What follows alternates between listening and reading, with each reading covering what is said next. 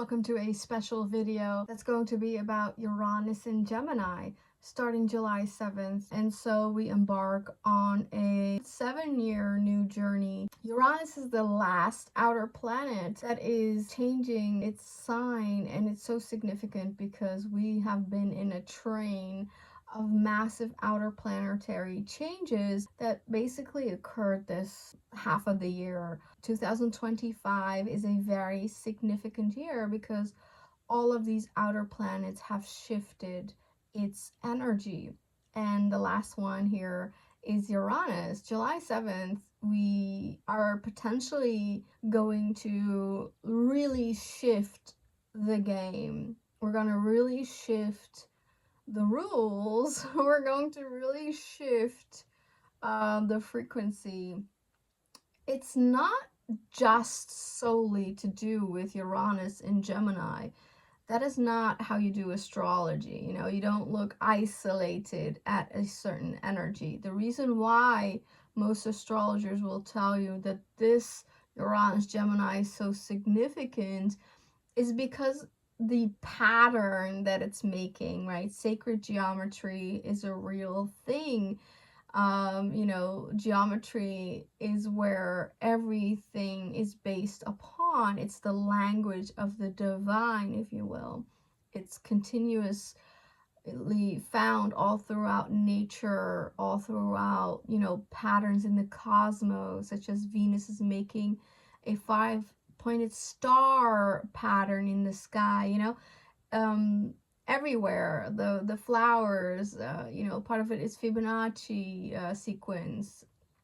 Look into the flower of life. All this sacred geometry is everywhere. And it's interesting because that's kind of the language of Uranus. It's also the language of astrology, to look into geometry.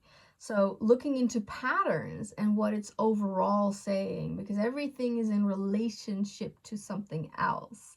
So Uranus in Gemini is not a sole standing transit. It's making relationships to other planets. And this is where the significance of this transit comes in, and the significance of 2025 particularly, but it's going to continue into 26 and 27, where this energy will then settle. So the coming 2 years, are potentially volatile because the energies are massively shifting. And astrology is a testimony to that, right? So sometimes I feel that astrology actually is ahead of its time, which is very Uranian. Astrology is said to be ruled by Uranus. It's a very Uranian science, art. The language of God is what I feel astrology is. There's a lot telling in what these energetic situations are doing. Energy is really the language here, and sacred geometry is a way to read the energy. And astrology is a part of that, reading of the energy. Just to give you a little hint why it's significant, but I'm going to unpack it later. The reason is because all outer planets are making a harmonious relationship together. Actually, all massive major hitters are making a relationship together. And this is where we know that a significant change is occurring. And like I said, astrology, Uranus, Aquarius, that energy is ahead of its time. It's futuristic. It's looking, it's seeing before it's occurring, right? It can sense what's coming ahead before most others. So even though the astrology is a testimony to massive changes, and we can feel it if you're in tune with everything, if you're in tune with energies, you can feel that there's a buzz, that there's a bubbling, that there is change on the horizon. But it seems like there is a little delay in the sense that we're not, what has really changed? It doesn't seem tangible. And that's the difficult part, because it might not be tangible. It's energetic, right? So we might sense it in other ways that things are changing, such as time is speeding up, creational energy is speeding up. You know, the way we learn, the way we understood the world, the way we understand ourselves is much deeper now, much broader now. And this is actually what's going to catapult us ahead. This is where they say, you know, timeline merges, timeline collapses, timeline quantum leaps ahead. So Uranus in Gemini is normally just a 7-year transit, but it occurs every 84 years, so it's pretty significant, right? And that's what we're going to look at. We're going to look into the history, because that's going to tell us what we can expect. Of course, we're going to look into what Uranus means, and then what Gemini means, and then the aspects, so the geometry, the sacred geometry that this chart, that this relationship of Uranus and Gemini to the other areas in astrology is going to give us such insight into what is coming for us. It's a deep dive, it's a very significant dive, and I have said from the beginning that 2025 is going to be a, you know, it's going to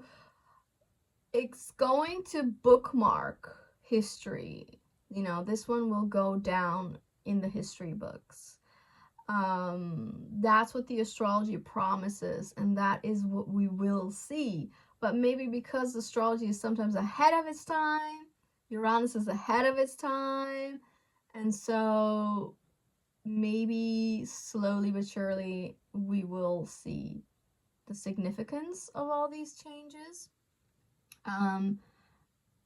But they're massive. They are really, really massive. Maybe part of history will show us how massive, because it's tied back to the late 1900s, where, you know, the whole Civil War and the abolishment of slavery occurred in the US.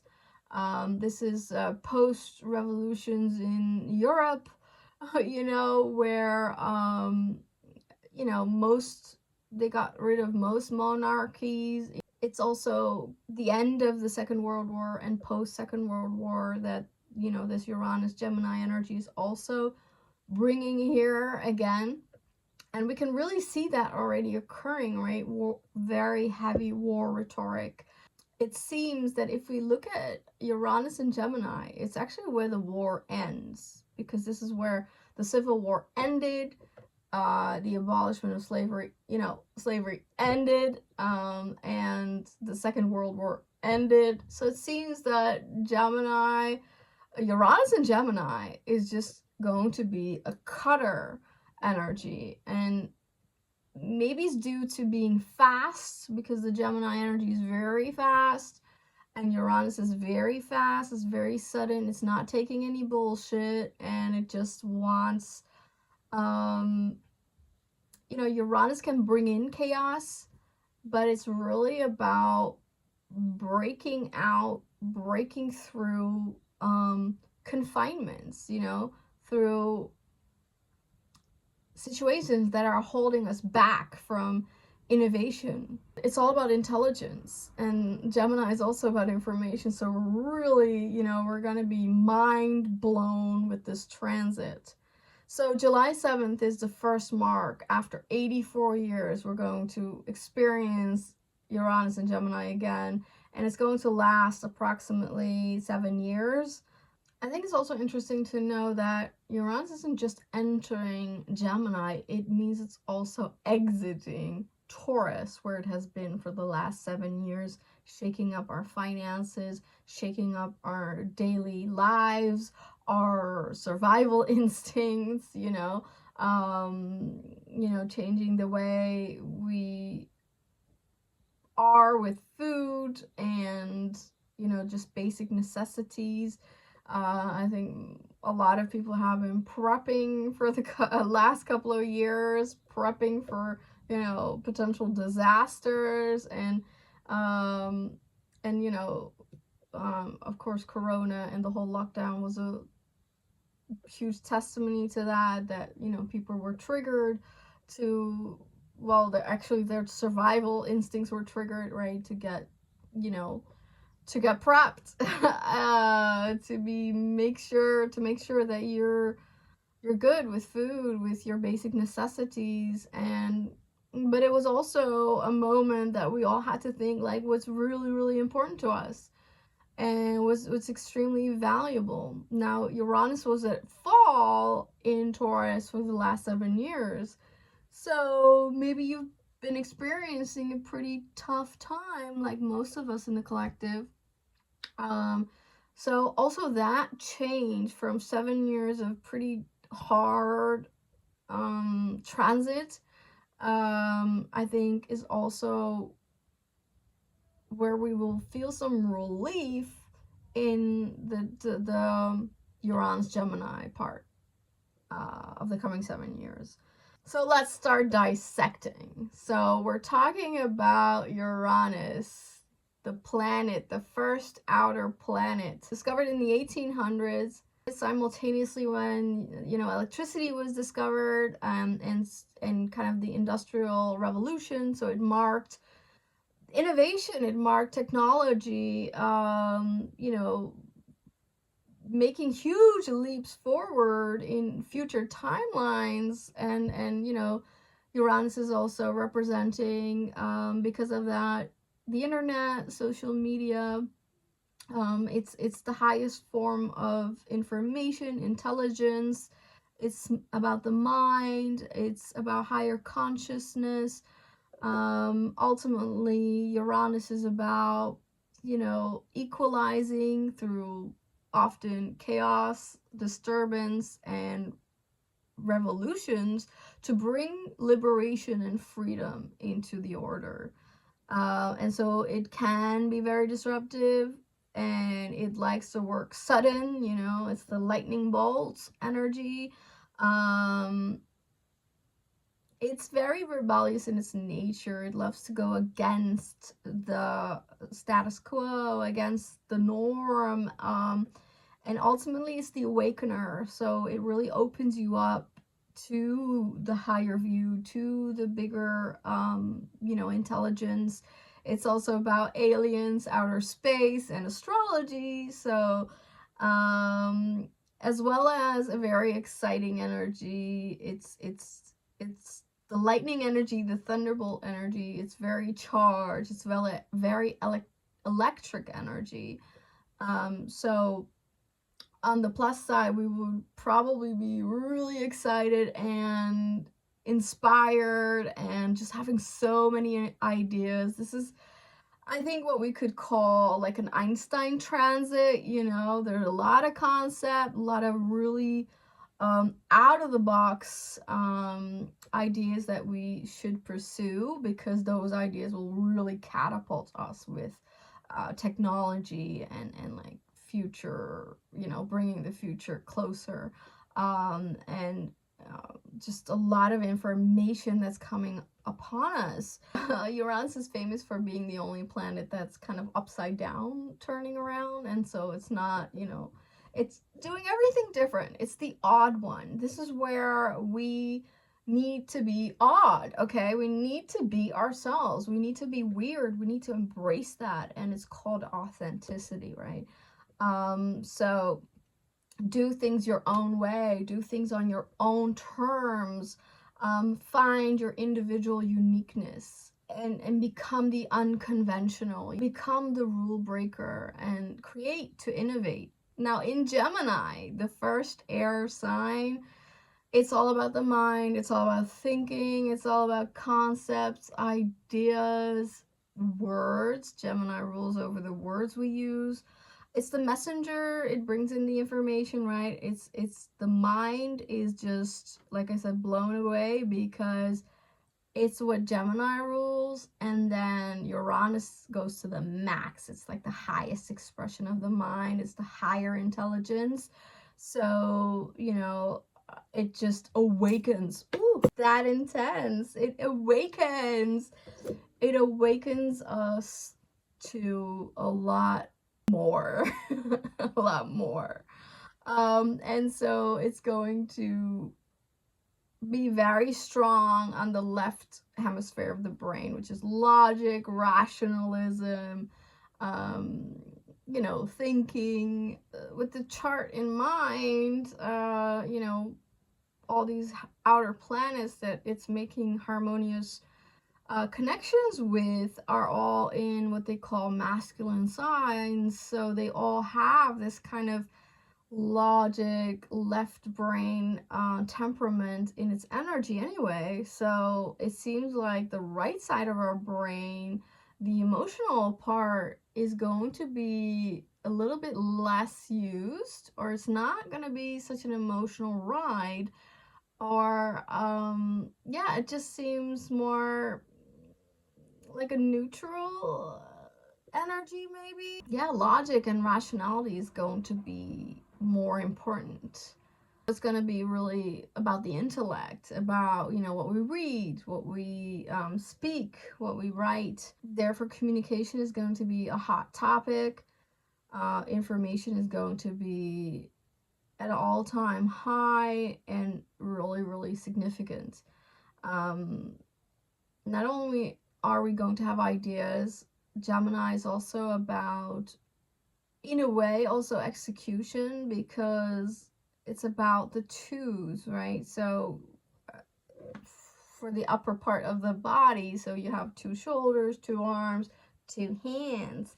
So Gemini is also about skills, the skills you have. So not just the information, but you can also do something.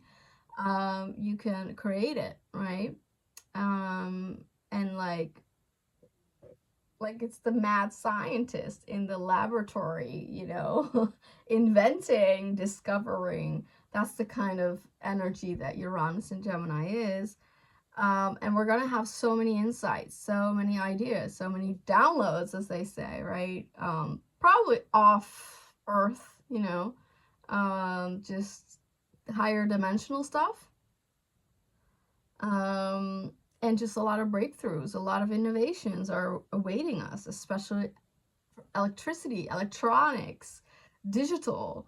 These also because it's trining Pluto in Aquarius, right? Which is actually the ruler of, Uranus rules Aquarius, so it's going to be very, very significant. And that's what I said, like all the aspects, the connections, the relationships that Uranus is making is what makes this so significant. So we know that it's going to be wild, okay? Uranus is the wild card. So anything's up, okay? But we know the winning game is innovation, is technology, and we're going to make massive leaps forward in those fields. And it's going to be so easy because of the trine. The difficult part is that, are we going to keep ethics in mind? Because, the problem with just focusing on the left hemisphere of the brain means we're losing all sensitivity, empathy, emotional intelligence that is required. Our brain is not made up of one half. We have two halves, so we should balance them, right, for true intelligence. So I think, the difficult side is really going to be that we keep true intelligence, so not just based on logic and rationality, but also on intuition and emotional intelligence. We need to also care for each other. So that's going to be a real challenge, and the ethical question is going to be maybe not so prevalent in the dominant energies, but it's going to be it's going to be the matter where we lose everything, or we truly break out and through into a reality, a dimension, a quantum field where we really do, live a kind of heaven on earth. Are we going to do that? Or are we going to fail the ethics and, like I said, lose it all? That's the real thing. But it's just it's not the dominant energy, so I don't know if everybody's going to do that. but that's going to be, that's the difference maker. So that's something we need to keep in mind, even though there's a lot of excitement and a lot of changes, a lot of innovations, and a lot of technology that's going to be pumped into our daily lives, our routines, because that's part of Gemini as well. It's your, you know, day-to-day life, it's your community, it's your neighborhood, it's where you're at, it's the local environment, right? So it's close by, it's the distance is short, and that's also part of the energy that, you know, everything might be much more local based, like the international side of things I feel might, um as long as Uranus is in Gemini, is going to be maybe a bit tethered, so everything's going to be more local, so less desire to, you know, move continents away for travel, and just stay close to home. And maybe there will be other other reasons why we, you know, are not allowed for some reason to go very far. So it's going to be very local based, very community based, very neighborhood focused. And, you know, Gemini is also third house about close family, you know, nieces, aunts, uncles, all that. So like close relatives, you could say, right? Sisters, brothers, so siblings. And like I said, yeah, the short travel thing, as well as the mobility. So that's part of the short distance, right? Anything in proximity to you. So often something you can walk or bike, or, you know, just a short distance with your car, or, you know, it's just all nearby. um, it's easy to access at any time, so you're just not that far away. And everything's going to be more local based, so that is also like political and all that, you know. Gemini is of course also about learning, so it's also going to be about schools, maybe. Come to think of it, the school system might actually change, and there might also of course be a lot of reasons why that maybe happens. And already I think the youth is not very motivated for school. It's a very outdated system, and technology, which is, you know, part of a huge part of this Uranus Gemini, is probably going to change that whole schooling system. And yeah, so we keep an eye on the schools, on learning, and so it's all going to change. The easiest prediction is that it's going to be highly digitalized, right? So there might not be a need to go to schools. Maybe homeschooling is going to be easier than ever, or just other ways of why or how education is going to change. And you know, I can't ignore the, you know, I suppose fact that part of it might also be that there might not be a need to learn anymore, because with AI, GPT, you know, with potentials such as chip implants, such as Neuralink and stuff, of course, the whole need to learn, or the old-fashioned way to learn, you know, read a book and like memorize stuff, is not going to be necessary, because there are going to be technologies that are just going to literally implant that information into you, and or it's so easy to look up something that, you know, you're not going to feel the need. And that's part also of why, right, education and schooling is drastically going to change. So um keep an eye on that, and that's part of the trine that it makes to Pluto in Aquarius, right?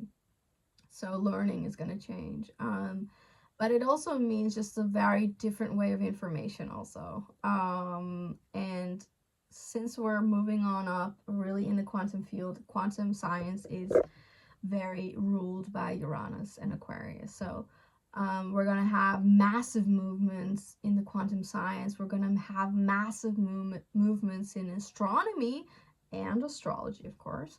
and all of those scientific, all the sciences really.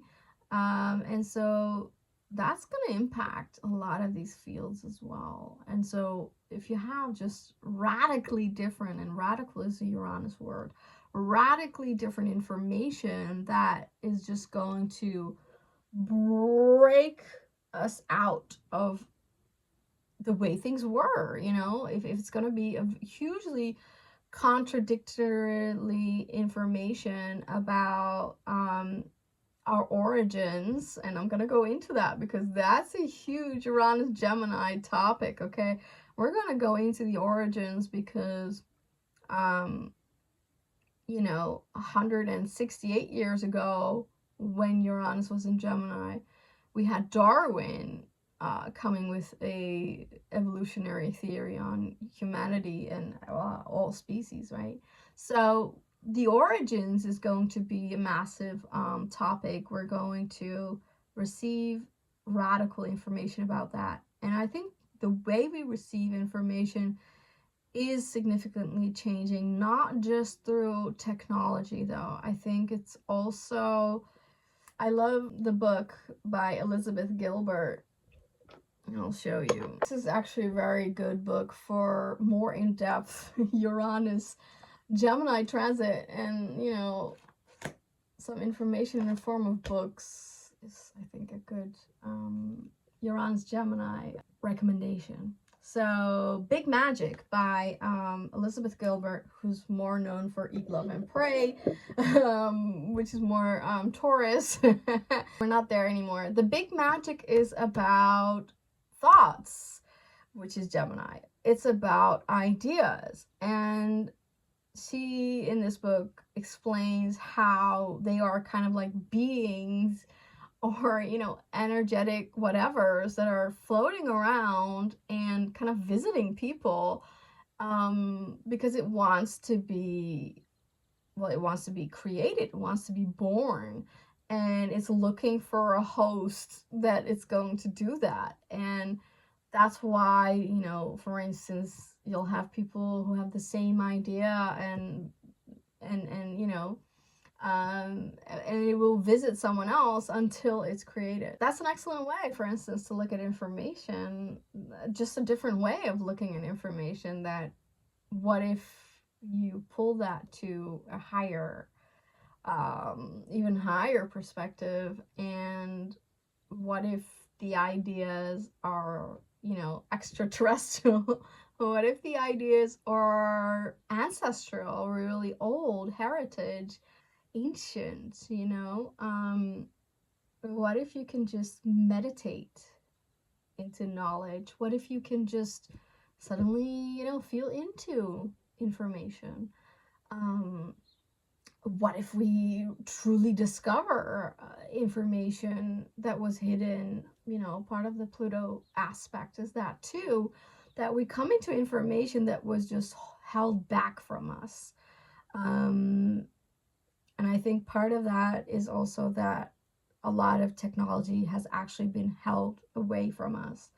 And Pluto is going to excavate that. It's going to bring that to the light. It's going to bring the dark, where true technology and innovation has made massive leaps already, and it's already in use, but most of us don't know it, and we're going to also discover that. So part of it is discovering completely new things and that just weren't here, or weren't here for a long time, but we're also going to discover the stuff that is already occurring, and how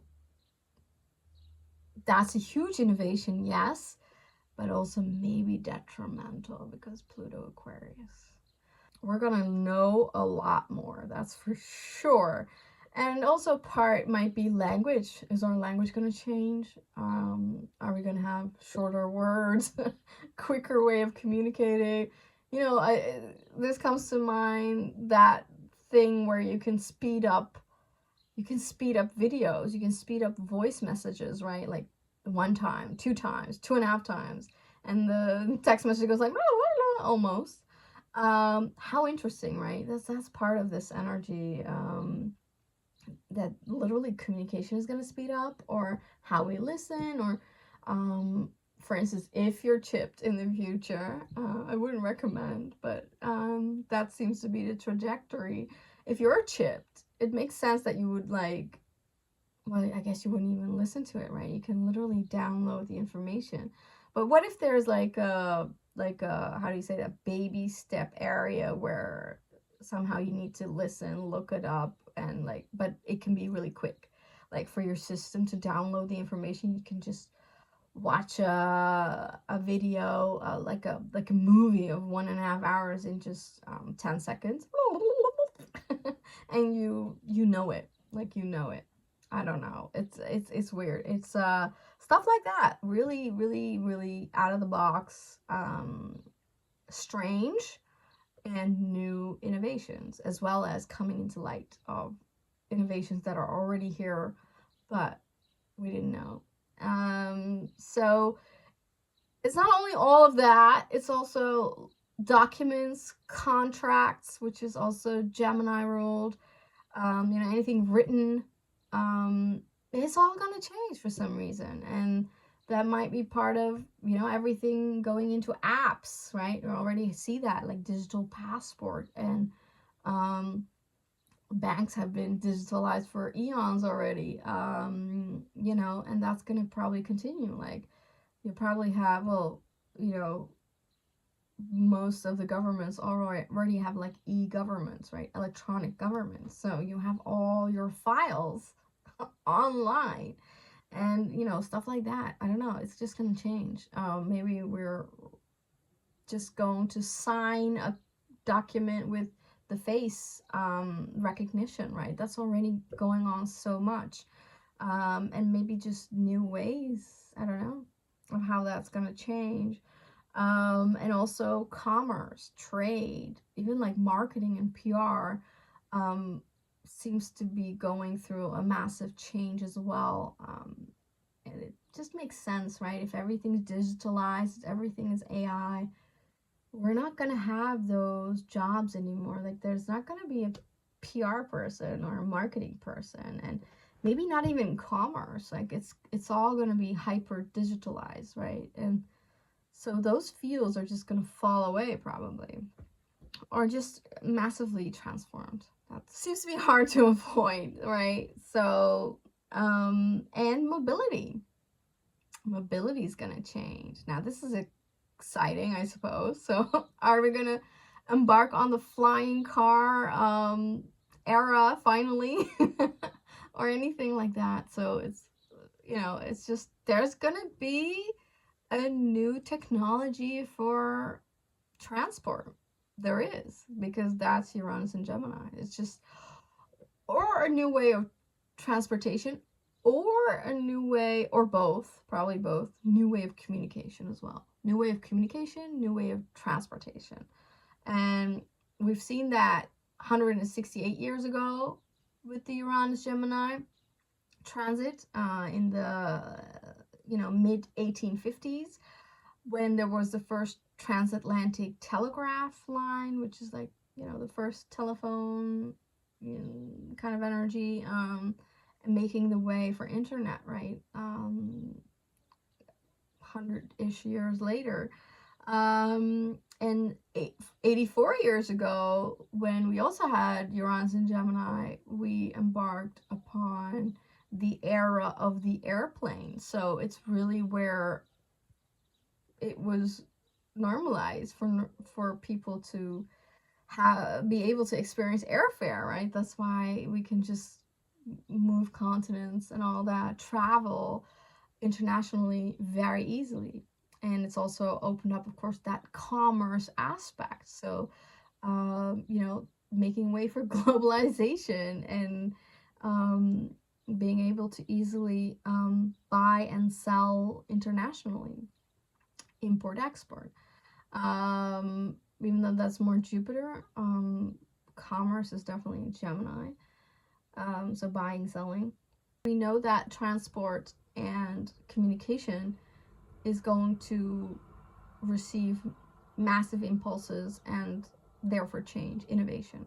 from a higher perspective, because there's so many outer planet interactions going on. We have to definitely take this into consideration as well, not just the usual way. And this is going to be the hugest break from the last 168 years ago, for instance, or 84 years ago.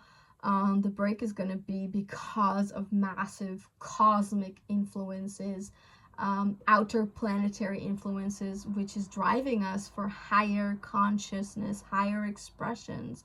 Uranus in Gemini is really going to be motivated to express itself on the very highest level there is. And if you take Gemini from that perspective, you have to take into account the duality aspect that it represents. It's the Roman numerology of 2, right? You have 2 columns that represent Gemini. And like I said, the upper body, anything 2s, also the lungs, two lung parts, I guess even 2 brain hemispheres, you could even say, are all Gemini. But the 2 is also duality, oppositional energy, and we have been living in a heavily dualistic system, energetic system on Earth, where we have lived in that oppositional energy for a very long time, where, you know, everything is more or less black and white. Everything is in that oppositional energy, you know. It seems that the oppositional energy dualism is gonna undergo some changes as well. And, you know, in part that may seem very frightening, because very significant parts of dualism, such as man, woman, you know, we can already see that whole gender, or it's not just gender, it's feminine energies and masculine energies, really, and how these 2 have been metamorphosing already, right? And there's a need for them both to interact more together instead of the oppositional energy, which is creating, you know, restraints and resistance. So it seems that we also embark on a time where that dualism is kind of intermingling and like being brought together, and to overcome that harsh dualism. And like I said, in the first part, that might be really scary, because we're losing a lot of those dynamical oppositional changes that, you know, have been really dictating, you know, everything, society, everything. And that energy changing is obviously new and challenging for the mind as well. You know, it's going to challenge how we see, perceive, think. It's just and that whole conceptual change of everything is going to be very severe, very dramatic, very difficult, especially for people who are, you know, not welcoming the change and holding on to the way it was. But yeah, we need to overcome that duality, the shadows, the dark and light, and understand that often both are at play. Dark and light are together, not necessarily oppositional. One can be dark and light, and, you know, you can be feminine and masculine. We both have all of these energies within us. And so when you understand a bit of the merge, that it's not that far from each other, it's just going to change frequency. It's just going to change how we operate, and it's going to change what we find important. It's going to change how the world works. And we're going to really see and pierce through a lot of these seemingly embedded, deeply rooted concepts, but they will be no more. Like, that's all gonna change. It's gonna be uprooted, and that's, yeah. you know, it has its difficulties.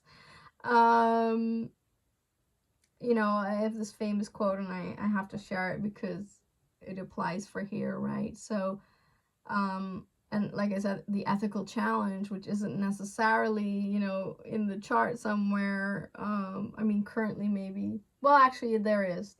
I'll unpack it why there is definitely an ethical remembrance. But the quote goes that the way we can overcome duality and merge, right, two into one, um, and Gemini in tarot is the Lover's card, right?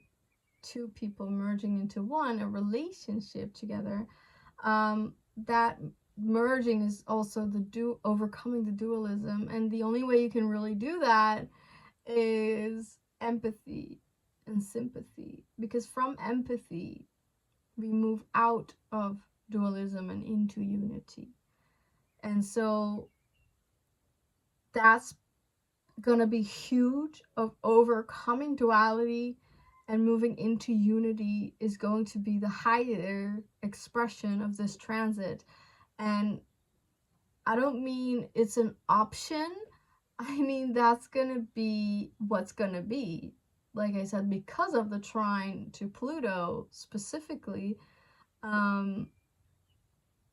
we are pushed into unity. It's gonna go really easy and really fast, but it's gonna shatter everything that we've known to be true, right? So it's really, it's gonna be part of the why this is gonna go into the history books. Why these years, the 2025s, 25, 26, 27 are gonna be in the history books in the future, okay? But what's so interesting, and this is something we should not forget, we're writing the history books right now.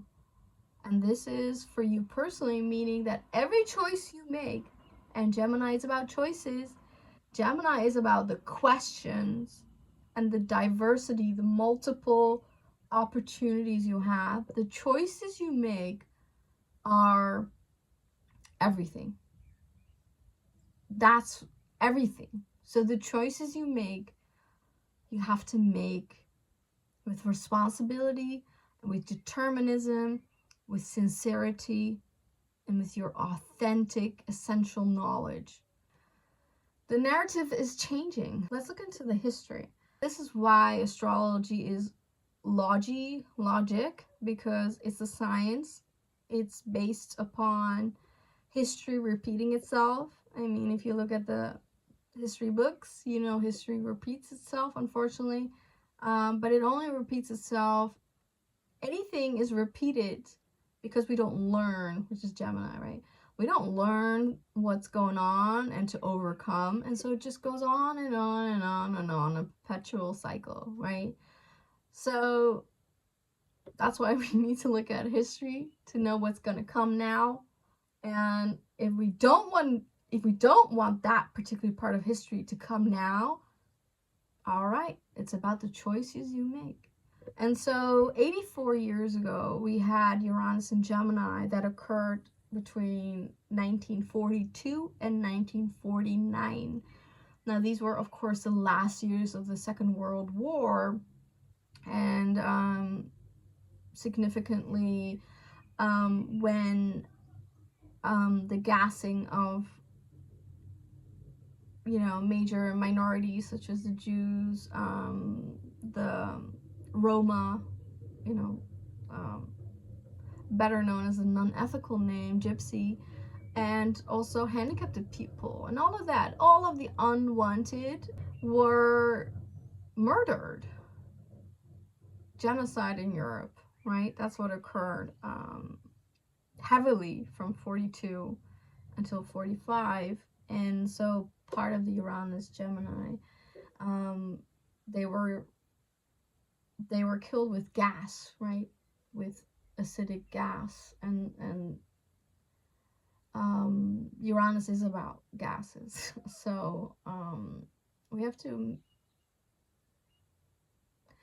Uranus also rules Aquarius, right? So this is why what Uranus does is collective. Like it's gonna impact a lot of groups, many people.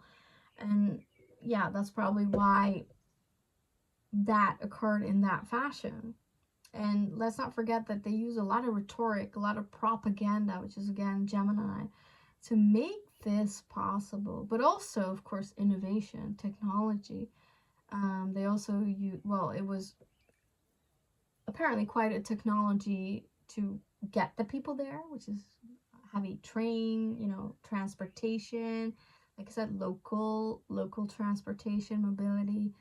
Um, and I mean, they didn't go that far. It was in, within Europe, and as well as that particular gas that needed to murder a lot of people at once. That was also technology.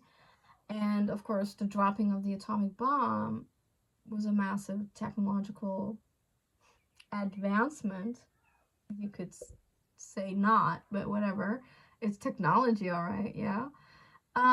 So of course, 42, 45 was also one for the history books. Yeah, that's not a nice history to remember, but we need to, because there are some warning signals from the cosmos that we don't want to repeat that time. And aren't we hearing in the news that we're very close to repeating those times? And apparently, I would say then we haven't learned something this 84 years long. There's something we didn't see. There's something we didn't get. And we need to get it really quick and fast before we repeat what happened 84 years ago. So the dropping of the atomic bomb is, of course, a very key point for this Uranus Gemini transit. At the same time, of course, it was the time of, I suppose, the baby boom. So a lot of the baby boomers, right? A lot of children being born post Second World War, and that really changed the landscape. They became eventually very rich, and I suppose they're all leaving this world slowly but surely about this time. But they had a huge impact on those 84 years. Basically catapulting us into consumerism, right? And it really started in the 50s, which is, when Uranus Gemini ended. But it's the time when the boom, I feel, occurred. So post Second World War, there was also this huge Gemini concept, commerce, right? Commerce exploded because technology was advanced so much through that Second World War that home appliances skyrocketed, right? Like first time ever in history, people were able to use home appliances like washing machines and refrigerators and all those small home appliances, right? So that changed that's changed everything. We got more free time, more liberated in a way. Uranus effect. This is also when Nazi Germany really developed a lot of techniques. Digital industry really started in those years, in the war and post-war years. And of course, unfortunately, they didn't just kill and do the genocide, but they also did a lot of forced medical research on patients, right? So that's also how they retrieved a lot of medical information that also boomed that field in those years, right? And many years after, the whole 84 years after has been a huge advance in the medical field, but it was done in those years, right? The foundation was laid in those Uranus Gemini years. So this part of it is, of course, hugely disturbing, what happened in those years, and it's just an indication that parts of that can come back to haunt us, but also can come back in the form to develop it further, right? So that means we would be able to have more medical advancements the coming 7 years, a lot of innovations in the medical field, and I think it's going to be hyper digitalized, right? The medical field as well. Maybe slowly, we're not going to see a doctor anymore, but it's going to be like robotics or, you know, AI that's going to scan what's going on with you, and also easier medical research probably because of AI. So scanning diseases and doing, you know, blood work and all that, it's just going to be so much easier because of technology.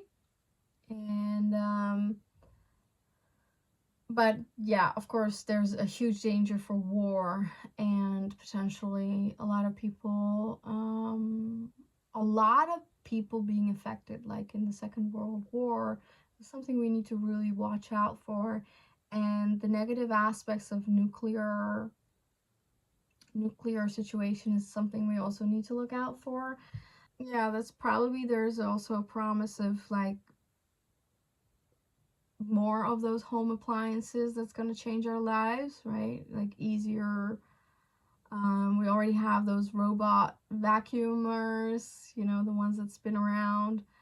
But there's going to be probably more. More robots that's going to clean your house. I don't know. Maybe some other advancements that's going to make home life easier as well. And like I said, mobility, right? Transport. That's going to have a huge impulse.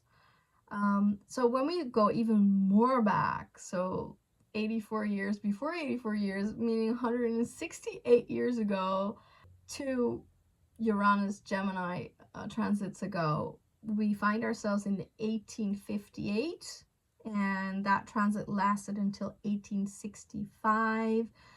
And those were the years, almost all of those years were about the Civil War in America.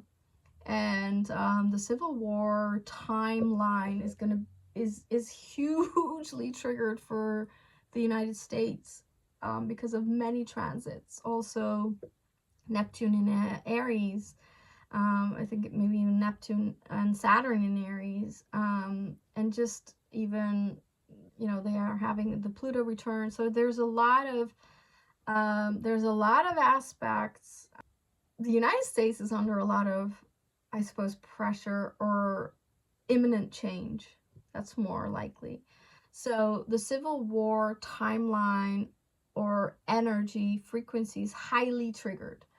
And so is there going to be a new Civil War? Is there going to be something about its independence or not, or the changing of its government, because that's what occurred back then.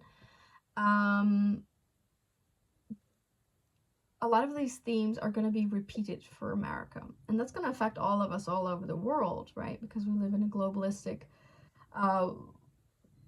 world, interconnected, but also because the dollar and America is the most dominant country right now. So it's going to affect all of us. And what also really happened in that timeline between 1858 and 1865 is not only the Civil War, but of course also the abolishment of slavery. And now, in a way, this is nice because, well, that needed to be abolished, of course. It's part, I mean, you know, it's a lot of details, but it's part because in the Civil War, the black men of America fought in the Civil War, right? So it was also part of that why the emancipation was, I think, able to be pushed forward so highly, right? So that was the liberation part of Uranus, which is great. And it changed, it changed literal documents and agreements, like I said, contracts, right? Which is Gemini. So uh, United States got a new constitution. The abolishment of slavery was the 13th Amendment. So it's all like written and agreed upon and contracted. And that's also part of what's going to change. So agreements and contracts are going to change. Governments and rule of law or stuff like that is going to change. Of course, it was also the time of the assassination of Lincoln. And 42, 49 was, of course, also, you know, Hitler no longer being there, which is great. So part of it is also the end of some leaders, because that's part of the revolution and change that the people who rule are gonna, the faces are gonna change, right? We're gonna have new rulers, new leaders. And I think that's part of why, bear with me, this is astrological detail, Uranus is the new ruler of Aquarius, but Saturn used to rule Aquarius before that. So there's always in the Aquarius energy, there is something about rulership, leadership, okay? Also because it's in opposition to Leo, so there's always that leadership aspect. It's just different. It's the equalization, not the hierarchy kind of leadership that's present in Aquarius and therefore Uranus. So it's about not the top down. It's like, we're all equal here, and that needs to be represented in the way everything is ruled, right? So that's something that's definitely going to change. The 1858 transit of Uranus in Gemini is so fascinating. A lot of things were going on back then, so I really want to take you through it, through the history of two prior Uranus Gemini transits. So what are we looking at? In 1858, when Uranus got into Gemini, the United States discovered its first silver depot.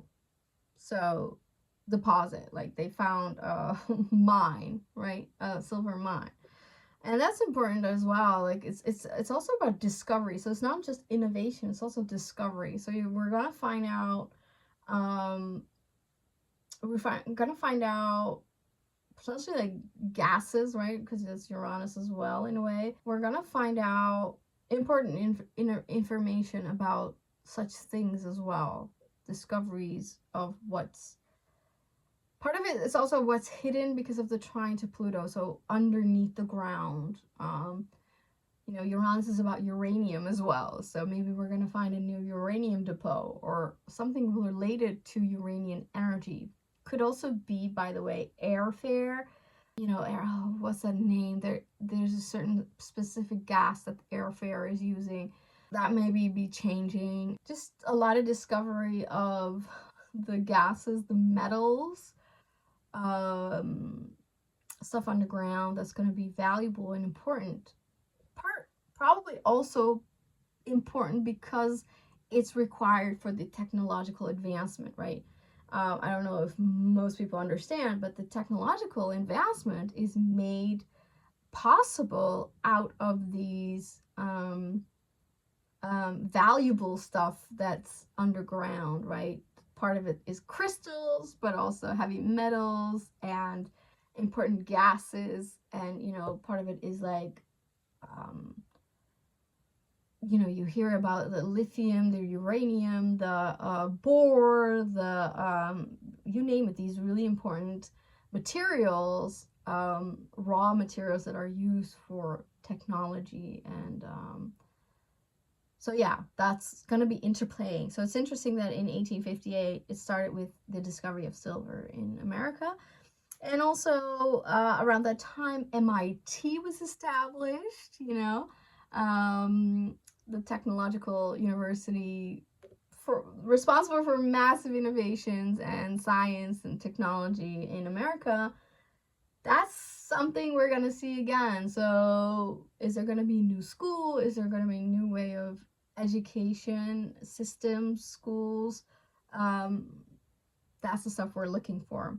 Electronic home lighting, of course, because Uranus is all about electricity, and so, you know, we might be up for free electricity. We're already very close with solar energy, wind energy, and all that. And actually, that time of the 1850s is the Industrial Revolution in Europe as well, right? That was actually back then as well that they used free electricity, you know. But of course, unfortunately, that's not profitable. So, but we might move into more of these technologies that Nikola Tesla and the likes have discovered, that, you know, electricity is everywhere and it's free.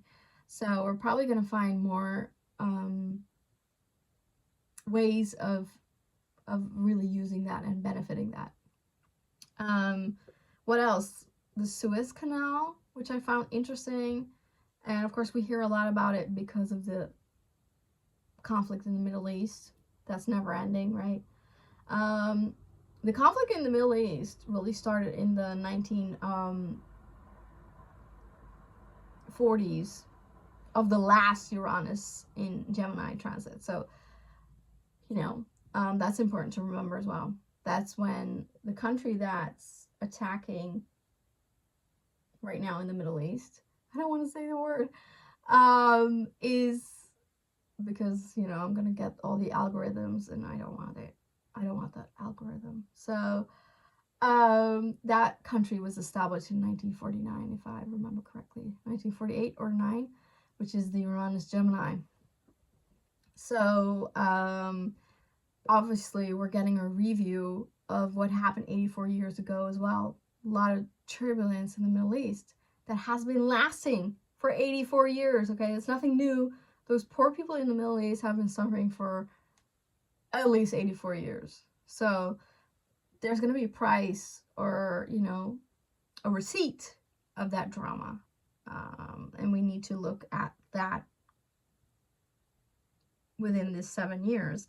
Back then, 1860, we're at 1860, and Darwin is writing The Origins of Species, and that's changing the whole way we look at, well, sort of DNA, heritage, you know, the idea that we come from monkeys, sapiens are part of that theory, as well as, you know, natural selection. So what was it? The fittest, strongest, fittest, survival of the fittest. Survival of the fittest theory, whatever. Do you agree with that? I mean, look around us. Is everybody who's fit surviving? No, not necessarily, but anyway. So what we're really going to do as well is going to debunk the whole Darwin theory.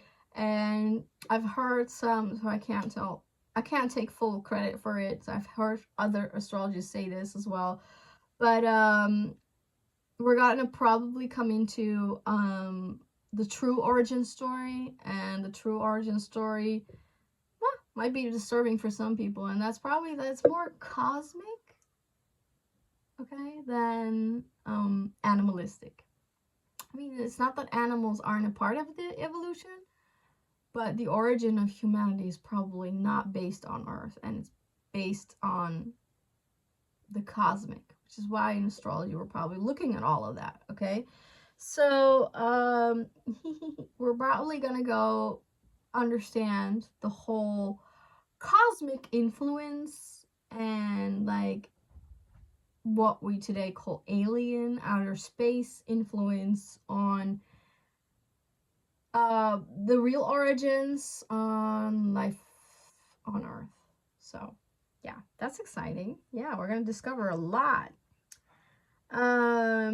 Lincoln got elected, Civil War, but he also got assassinated in the same years of Uranus Gemini. It's a very volatile time. It's the transatlantic telegraph, like I said, so the real communication, establishment of communication through technology was a real thing starting back then, and so interesting. Also, something interesting that might come up in the coming 7 years is Thanksgiving, because it was established by Abraham Lincoln as a national holiday in 1863.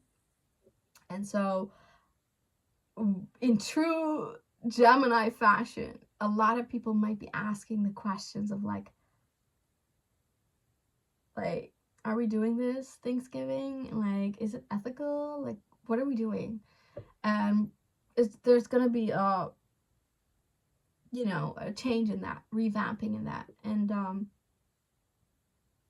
if there's something going on like a civil war or something like that in America, it would make sense that Thanksgiving, which is very much about the nation, right, is going to be affected. And as well, like, if the origin story is going to change and the whole Native American part of the Thanksgiving part is going to be under a loop, probably. So that's very interesting. I also noticed something very particular that I want to mention, that in 1864, still the transit of Uranus and Gemini, the 2 cents, the dollar 2 cents, got the inscription "In God We Trust." And that's so fascinating, which is actually a word apparently they also use on some money in Europe.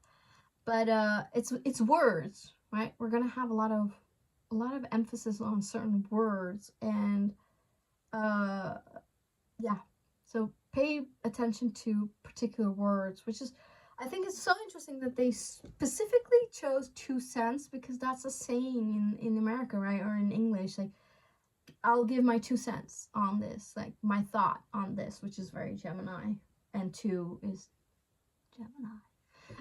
So I don't know, that was very particular, but maybe we'll have some new information about either 2 cents or what's written on it, which is "In God We Trust," or certain words on certain documents, right? We'll probably hear a lot about that. Like I said, the 13th Amendment, abolishment of slavery, very, very, very, very important. But meanwhile, unfortunately, even though there was abolishment of slavery in the United States, and of course that took many, many years of not really, working itself out, right? That took decades. But sadly, it was also the same time where colonialism prevailed, and so basically the reason why they allowed the abolishment of slavery in the United States is probably because they had, they internationally, not the US, but they had slaves doing the work in colonial countries, right? So yeah, it's only part of the story. It's not full liberation. There's also still a very dark and nasty part of, slavery continuing internationally. But what's really interesting is that the colonial aspect, now that I mentioned this, was also abolished 84 years ago, post Second World War. So that's really interesting. So 164 years ago, 2 Uranus Gemini transits ago, there was the abolishment of slavery. 84 years ago, post Second World War, there was the abolishment of colonialism, which is slavery. Wow. So really, Uranus Gemini is a massive freedom for many people. Like, it doesn't allow, like, dictatorship. It ends the injustice, right? For many people. Part of the injustice. I'm sure that not all injustice was, but yeah, it's part of this story. So that's exciting. I wonder then, now, what are we going to be liberated from? Officially, there's no slavery anymore. Officially, there's no colonialism anymore. What are we going to be liberated from now? Well, I think the real disturbance in the Middle East, it's time to be liberated from that. Like, that's enough. Enough blood has been shed over there. Too much, right? What's also interesting about 168 years ago is that there was also this connection with China as well as India. And I feel that these themes will come up again because in India you had the mutiny, English rulership took over, British rulership took over India, meaning colonialism in a way, right? Or whatever, it was already colonial, probably. Anyway, British rule took over India because of the mutiny. And then 84 years ago, the past Uranus Gemini transit, we had Gandhi, which kind of liberated India. So first you have India under rulership from someone else, then you have liberation. Well, mutiny is trying to liberate yourself, right? I guess it failed, but mutiny means there was revolution. So there's something about India, just saying, coming 7 years, something about India. And China was in a war 168 years ago, 84 years ago, huge communism. The communism game was very strong in China. And so there's something about China and conflict or possible the need for liberation, desires. There's something about those two countries that we're going to hear the coming 7 years. Okay. There were also a lot of medical innovations, like we said. So 168 years ago, there was the start of aseptic surgery, which is the prevalence of a sterile condition, disinfectants. I think that's very interesting. So there's something also very much about the health sector that's gonna be hugely innovated. And I also read something about like cancer research. I think that was also 168 years ago. The cancer research, and then I think it was aspirin. 168 years there was this aspirin evolvement, the technology or the advancement into aspirin, the medicine aspirin. We're going to have medical advancements and just overall technological changes, innovations, right? That's so clear. Also, important moments in art occurred in these times. You got modernism. 84 years ago, art got popularized, kind of got debunked a bit. And 168 years ago, we had Impressionism that turned into Expressionism, which was kind of putting your own mark on art, which was, I think, also that individual aspect of Uranus. So it's really about finding your voice, your way of communicating, which could also be art, which could also be mad scientist or whatever, your way of communicating change and communicating your own individual self, how you feel, how you think, and to put that out in some way, form, or shape, by using your hands or using your arms or using your mind. And yeah, I think it's very exciting, but of course I also talked about a little bit of the difficulties. Now, just a brief, I suppose, well, I can't be brief about this, I'm sorry, because it's so exciting, it's so significant. These marks of these outer planets are so significant for all of us. What's so interesting about the chart is that the moon is in Sagittarius, almost at 5 degrees of Sagittarius, and 1 month ago we had Jupiter, a gateway planet, which is in the middle. Outer planet is just at the end of our solar system.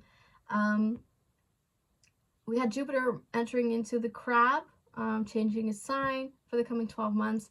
That occurred with approximately the same moon in Sagittarius. And 1 month later, here we find ourselves again with a moon in Sagittarius for a really big, important planetary change. That for me was a huge indication that at least for this summer, we're going to have a lot of Sagittarius influence, or at least, yeah, 3 to 6 months of huge Sagittarius moon frequency. What does that mean? The wildness is very high in the air. The desire to discover, to broaden your horizon is high, perhaps travel. The desire to learn and really discover, and also adventure, excitement, joy, pleasure is really high. Also expanding our beliefs, our spiritual views, religion is going to be on the agenda. Also, the ethical question comes here, okay? With the moon in Sagittarius, we are also invited to not forget that we have to do truth. We have to do the right thing. We have to take into account judgment. We have to take into account justice. Don't forget the aspect of law, rule of law, and what's right, what's good. And, looking at things from that higher perspective, or at least change your perspective about things. And it's okay to have joy. It's okay to have faith. And just keep the desire, the passion for discovery and adventure high, because that's where the biggest yield will be for you and everyone else.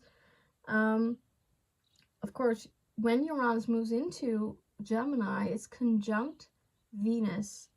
Well, Venus is all about finances, relationships, our self-worth, whatever we find worthy and valuable, our values. It's about beauty, it's about art, it's about expression, it's about sensuality. And it seems that all of that is going under massive changes because of Uranus. So, expect sudden changes, shocks, wildness in finances, in relationships. Expect shocking results in feminine themes. It's very interesting. It's time for the women to rise up and express themselves, and to be rebellious in your beliefs, in your thoughts. Now, like I said, it's making all these harmonical outer planetary connections, right? So what's occurring here is called a talent triangle. So Uranus is trining that Pluto in Aquarius, like I said, and both them, Uranus and Pluto, are also both sextiling, so 2 sextiles towards this other massive outer planetary change that occurred in March and May of Neptune being in Aries and Saturn being in Aries. By this time, Neptune is retrograde in Aries at 2 degrees. This is fascinating because in my own belief and research, when Neptune goes retrograde, we receive actually more clarity. We see through the deceit. We see through illusions and fantasy. We're kind of waking up from the dream. And that is significant, because it means that the mover and shaker of Uranus is going to have a clear view. And we have a very high intuitional information flow towards us. This is, again, a testimony to huge advancements in the medical field, in mental health, and just overall clarity in our ideas and navigation. Yeah, I think it's a complete new paradigm that I've spoke about a lot in the Aries videos that I made for Saturn and Neptune, that it's just going to be a new era, a new time, and Uranus is the closing out, change and the finalization in a way of that creation of the new era. And so this is a talent triangle that is pushing this timeline change, meaning that things are going to accelerate really quickly, and not just innovation and technology, but every experience, including your behavior, your thoughts, like I said, knowledge, information. There's a lot of new coming in that we need to process, and it's a lot of changes, it's a lot of innovation in every possible field and way. It's the ultimate quantum leap. Like, we're all leaping forward, all in our own way. And I mean, it's such a genius time. I think this is the start of that golden age that, wisdom keepers have been speaking about. And it's the opportunity definitely for a golden age, as long as we keep that ethical thing in mind, the ethical aspect of life, the unity perspective. The sun is at connection with Sirius, which is, some say, the birthplace of humanity. Like I said, outer space, the outer space connection. It means that there's an aspect of home as well as protection here, and just coming into more knowledge of the whole Sirius origin or knowledge. Of course, the moon in Sagittarius is opposite Uranus in Gemini and Venus. And that's a need to kind of fact check and have multiple sources of information before you believe everything. But I think we are really protected by Neptune being retrograde, and that we understand the truth more than ever. And I think the oppositional part is that ethical element that I've been speaking of.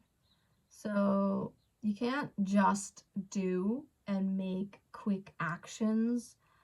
You can't just innovate and discover whatever you feel like, because I feel, wasn't it the discoverer of the atomic bomb that was like, what did I do? That kind of, that's the oppositional energy. Like, yeah, what did you do? Not anything, not every, the problem with ethics is, I'll tell you what the ethical thing is. Just because you can doesn't mean you should. Okay? Just because it's a possibility does not mean you need to take it. Because there's a right and a wrong, and there is an okay and there's a not okay. And you have to make sure what it is, at least for you, for your accountability. Is that right or wrong for you? You got to make a choice, okay? You got to make a decision about that.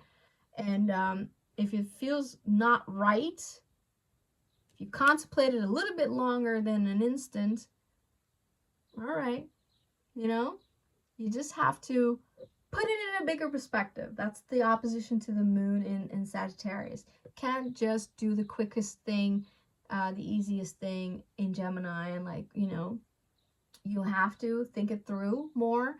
You have to get more knowledge. You got to have more perspective, and discern. Put some judgment on there. Is this correct? Is this an illusion? Is this a fantasy? Am I hurting someone with this? Is this the wrong belief? Is somebody using me? Somebody manipulating me? Is somebody, that's you need to take into consideration more information than just face value. You have to go a little bit deeper. And you have to make sure that there's some kind of, not responsibility, because that's not what Sagittarius is, but I mean, there is responsibility because that Saturn, and especially the Saturn in Aries, is so strong. There is a seriousness and responsibility and accountability aspect in this chart, which is still technically squaring to Jupiter. It's leaving the square, but it's still in here a little bit. Just do the right thing. Make sure you're accountable, that you know, you can take the responsibility for what you're doing, including negative outcomes.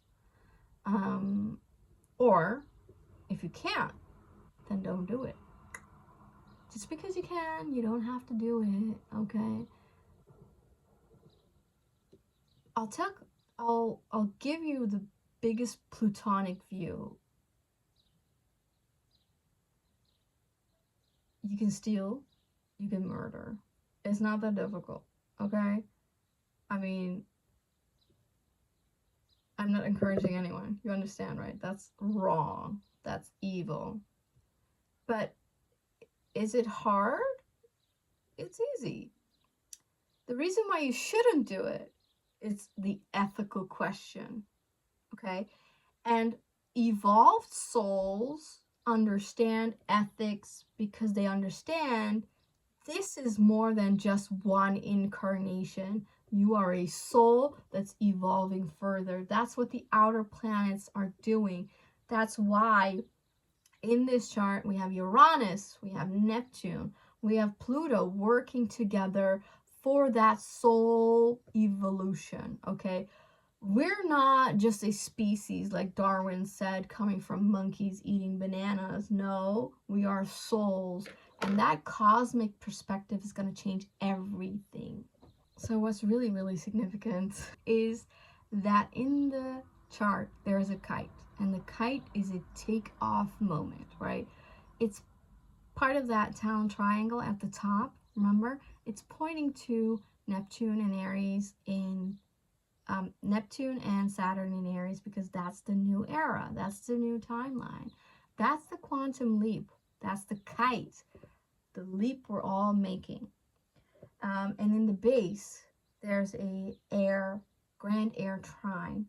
Part of it is that Uranus in Gemini with Venus, and the other part of the triangle is Pluto in Aquarius. And at the bottom of this kite, the bottom of this grand trine, we have a massive black hole called M87, the black hole of the Andromeda galaxy, the closest nearest galaxy to us. We are in the Milky Way galaxy. And so at 2 degrees of Libra, we find this massive black hole. Black holes are the center of their universe, the center of a galaxy.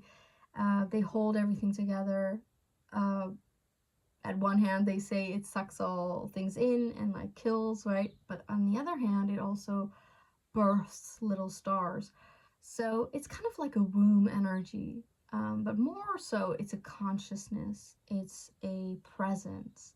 So Andromeda galaxy is linked to the Andromeda mythology, and just like Uranus, she was liberated from her constraints. She was left to die in the middle of the sea. She was rescued by Perseus, the hero. The hero's journey comes from that. And he didn't just liberate her from her chains, which were literal in her case, but of course they are constraints symbolically. But he also fell in love with her, and she fell in love with him, and it's the greatest cosmic love story. So it's kind of that, you know, the unconditional love that Andromeda represents. So what is said is that this black hole in the center of the Andromeda galaxy is sending all these high love frequencies to us. And even the Andromeda galaxy and the Milky Way galaxy are going to collide at some point in time. And So here we are just really invited to bring more heart, to bring more love, to literally bring more union into this reality. This is why we're quantum leaping. We're bringing that over into our field. And maybe we won't live up to that bigness, but we're going to be able, specifically with this Uranus and Gemini, because now the kite is perfect. We're just going to be invited to bring more love and unity, more union. And you better answer to that call. You better make the right choices. And it's a fascinating thing. And I for the purpose of your concentration, I don't want to keep you longer, but I think you get the message of what Uranus and Gemini is bringing us.